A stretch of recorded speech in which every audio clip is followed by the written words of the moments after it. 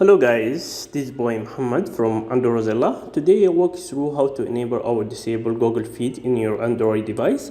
This step is very easy. You go to Google Apps, click on it, and you go to your profile.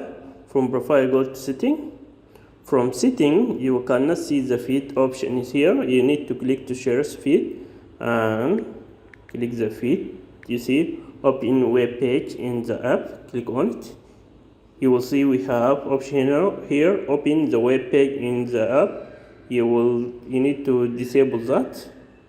That will disable the Google Feed. If you need to re-enable it, you switch that back, and that will make the bar in the home screen. And this video for today, I hope helpful for you, and don't forget to subscribe my channel to see new stuff, and see you next time guys. Bye bye.